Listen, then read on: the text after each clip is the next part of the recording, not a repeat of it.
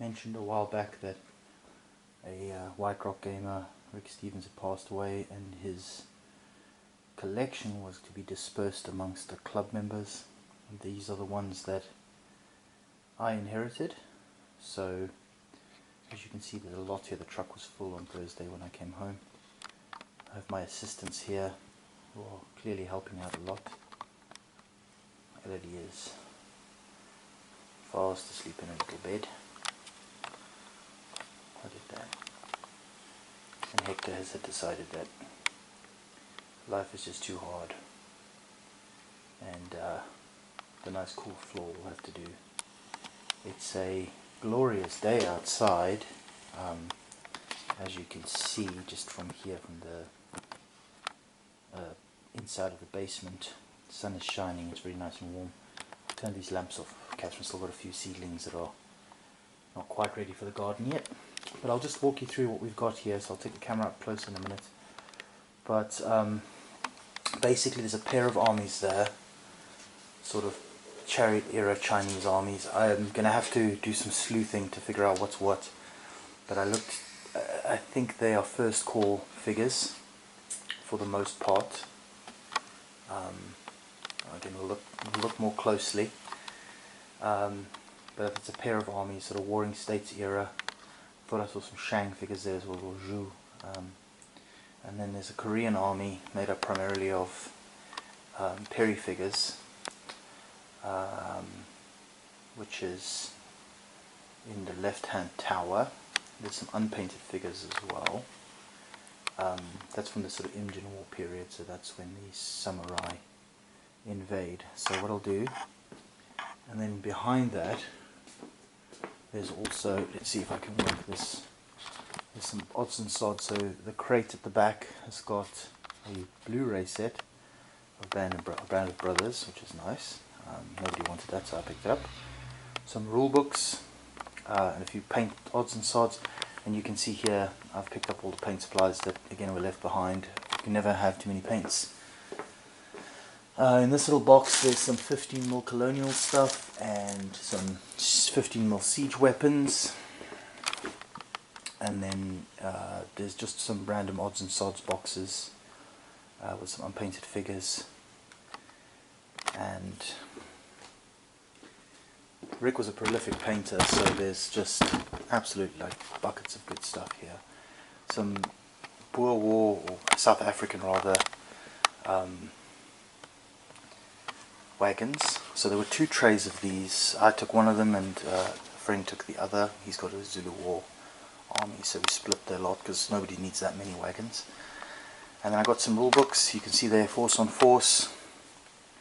I think there's a couple of supplements here. There's the Fallujah supplement and also Cold War Gone Hot. And then some Fire and Fury books. Many Would-Be Kings. A nice spiral bound version. I got that because I did have a copy, and for some reason when I moved to America I lost it. I don't know what I've done with it. 15mm Mongols. There's a box underneath there that I don't know what it has inside it. Let's have a look. There's tons of stuff here. Oh yeah, more Han and Chu unpainted figures. There's some Greek and Thracians in that box. Yeah, just absolute buckets of stuff. And then this is unpainted Korean stuff with a couple of Osprey books. And yeah, like I said, painted figures.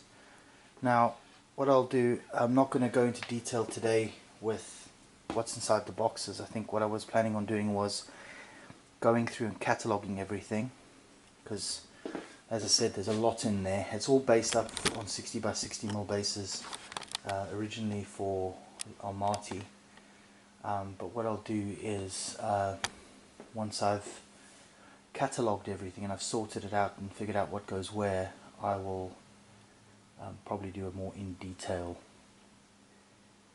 breakdown. But suffice to say, I'm incredibly lucky to receive this inheritance, so to speak. And you know, again, it's we all got around on Thursday with what was left, and you know, we had that moment where we all kind of, you confront your mortality, right? So yeah, the point is though that these armies will have a full life being utilized by the club and by members of the club into the future. So we'll do some more deep dives into what's always here. I'll show off, like with the paints and stuff, probably, you know, they're just paints, who cares?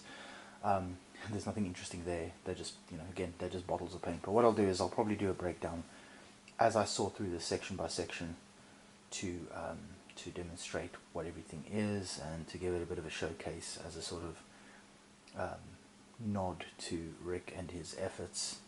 He was a prolific painter, an absolutely stand-up guy, and so very generous. Not only yeah, but in life as well as in death, I suppose.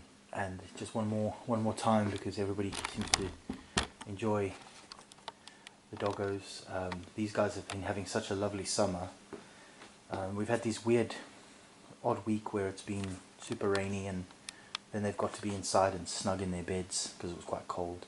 And then, of course, the minute the sun comes out, they get to, you know, enjoy the fruits of that lovely weather. So he is just an absolute, you know, lump, and she is enjoying the fruits of being inside today. It's really warm, so, you know, being dogs and all, they don't sweat and they don't cool off as efficiently as us, so they're in a rough time. So anyway, that is all for now. Like I said, stand by for a more in-depth look later.